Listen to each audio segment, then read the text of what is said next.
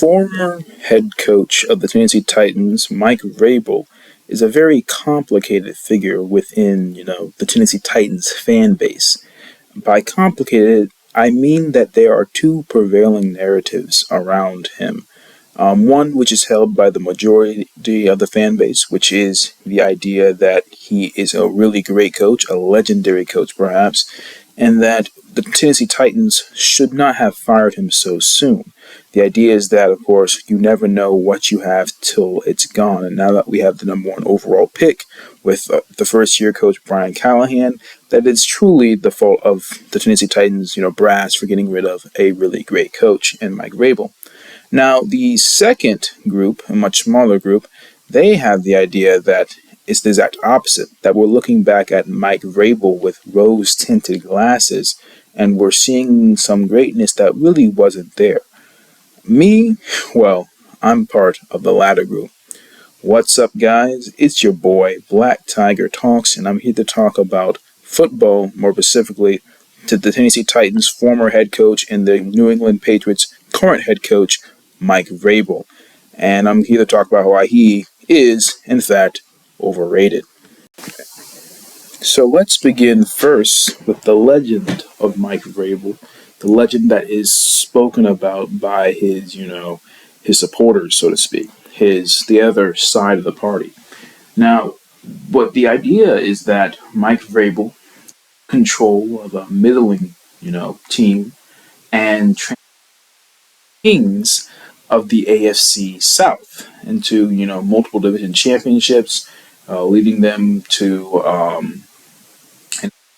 like 3 playoff berths, winning a couple playoff games. That under his leadership, he was able to cultivate talent like Ryan Tannehill, Derrick Henry, and even, A.J. Brown. And then, of course, on the defensive side, he cultivated talents like Jeffrey Simmons, Harold Landry, and Kevin Byard. And that narrative that is not at all true. Some elements of truth in there. But I think that there are multiple parts that are left out, which cause the legend to not really. It makes the legend sound better, but it doesn't truly capture what actually went down. It doesn't actually capture the actual history of what took place. So, what did take place then? Well, let's first of all take away the first idea that Vrabel took control of a middling team. That's not the state of the Tennessee Titans when Mike Vrabel took control. Tennessee Titans were actually in a very great position. We had back-to-back 9-7 seasons by our head coach at the time, Mike Martwerke, or I always butcher his name, but he had led us to back-to-back 9-7 seasons. In fact, the second season, the season in which Mike Vrabel took control of afterwards, we had gone 9-7 and made the wild card. And so we are a playoff team already. And then in the playoffs, we actually came up against the Kansas City Chiefs with Alex Smith as their not head coach, sorry, but as their coach. But their head coach was Andy Reid. And you had Patrick Mahomes sitting on the bench, rookie Patrick Mahomes sitting on the bench. Very cool idea, looking back on it. But we came against the Kansas City Chiefs, and we beat them at their home. And then, of course, after that, we lost to the New England Patriots in the divisional round, but still, we actually won a playoff game versus a very good Chiefs team. So that was a team that Mike Vrabel was put in charge of, a team that just went to the playoffs, that had a franchise QB, it looked like at the time, who had a stalwart left guard in Tyler Lockett, and had some really good pieces put together. They just needed a final push to make it into a top-tier team. And Mike Vrabel did have some bad luck. After all, Marcus Mariota kept getting injured. His injuries kind of took away from his true potential that he could achieve. And yes, bringing in Ryan Tannehill and making him the main quarterback is not what really got us high level, actually. What really got us to become a really big-time team was our running back, Derrick Henry. Derrick Henry was the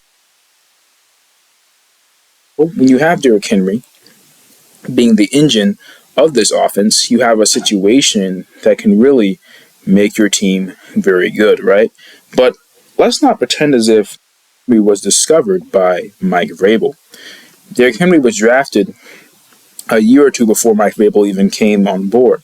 And not only that, but Mike Vrabel immediately tried to replace Henry with a running back from the Patriots, his Patriots days, one of his own boys, so to speak, one of his own picks, so to speak. He tried to replace him with so this little Dion Lewis, this 5'9"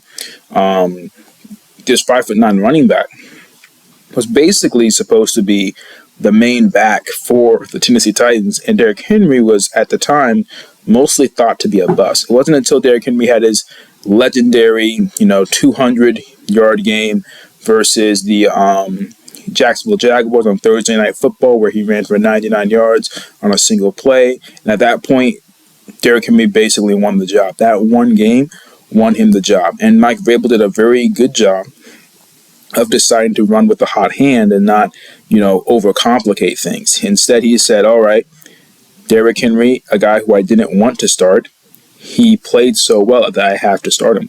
And let's just pivot and ride him all the way to, the playoffs and the Super Bowl. Again, if Mike Vrabel kind of had his way, so to speak, we would have never had the Hall of Fame level of talent of Derrick Henry actually show itself.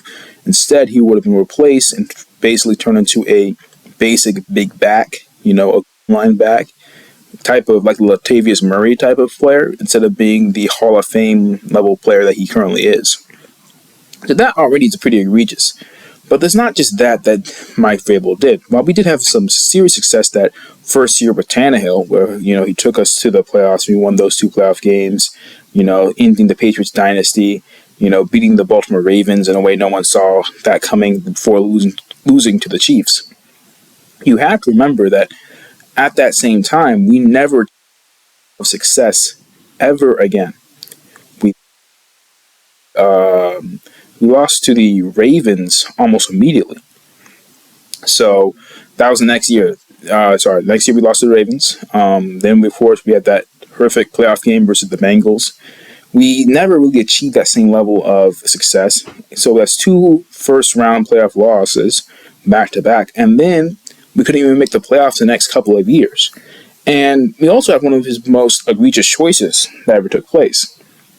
When they drafted Malik, they wouldn't let him play at all. It was pretty clear that Mike Vrabel didn't really like Malik in any way, shape, or form, and didn't think he was a good quarterback. So he never let him play, which of course we're seeing now may have been a mistake, as Malik looks like, at the very least, a serviceable backup. But at the same time, when we drafted Levis, now we had two quarterbacks sitting in here, two young developmental quarterbacks. That's always a bad move, but you can blame that on the GM and not necessarily on Mike Vrabel himself. But still, we enter into the season, Mike Vrabel's last season, with Ryan Tannehill as quarterback. And Ryan Tannehill just had an awful season, an absolute awful season. And he, had that Bengals game, which was terrible. He had a season where he got a lot of injuries before the season after that with, Josh Dobbs having to take control and Malik Willis have to take control at times. Ryan Tannehill entered the season, and we saw him in the practice. They saw it inside of the game when we actually started playing that Ryan Tannehill was done. His body just couldn't take it anymore. He couldn't throw the ball like more than 50 yards, and yet, Mike Vrabel still decided to start him despite knowing that both Malik Willis and even Will Levis, that's how bad Ryan Tannehill was playing. Even Will Levis was a better quarterback at that period in time. Will Levis gave us a better chance to win than Ryan Tannehill when he at that point in Ryan Tannehill's career. So, but of course, Mike Vrabel, which a lot of Titans fans would remember if they just think back to the time and don't allow their rose-tinted glasses to destroy their, view of what actually happened, the view of their actual history that they lived. Mike Vrabel was known for his stubbornness. He did not want to start Levis. He did not want to start, Malik. He wanted to start Tannehill come hell or high water. That's what he wanted to do. So he kept on trying to start Tannehill every moment he had and try to get either Will Levis or Malik out of the situation, out of the equation. And it's that type of crazy idea of starting Ryan Tannehill no matter what that is become very problematic. It seemed like good old Mike Vrabel wanted to start his guys, his guys he wanted to start, but if they weren't his guys, he didn't want them to start unless they were so good that his hand was forced. So for Derrick Henry, his hand was forced. For Will Levis, after 4 touchdown passes versus the Falcons, his hand was forced. But for the most part, he didn't want to do that. And that, stubbornness that he had really messed up the team. So now he's partially responsible for the situation that we have. His unwillingness to let Malik, who was a better quarterback at the time, start is probably one of the main reasons we're in the problem that we have now. That we have this quarterback confusion. Now, of course, he couldn't control certain things like A.J. Brown being traded away, but ultimately speaking, if he had his way, would have had Derrick Henry become a bust and started Deion Lewis instead. He would have, let Ryan Tannehill continue to play despite the fact that that man's body was clearly done. He couldn't just play the game, or he was getting hurt almost every game. It just wasn't good. And he refused to start and let Malik have a shot at playing, while simultaneously going with the hot hand with Levis, which was a bad choice in hindsight because he had one good game and never showed that level of talent ever again. So ultimately speaking, Mike Vrabel I'm not saying he's a bad coach. I think what he did, culture that he created, I think he did a lot of good things there. After all his players seemed to really like him. All his former players seemed to only talk great things about him. So ultimately speaking, I think he's pretty solid there. He also has a pretty good record. His record speaks for itself. It is not a bad record. It's a pretty solid record. 3 playoff berths, a couple division crowns, 2 playoff wins. Not bad at all. So I don't think he's a bad coach. I don't think he's even an average coach. I think he's a just above average coach. But in comparison to the way that, certain Titans fans tend to talk about him, I think that he is, overrated in that category. He's a false idol.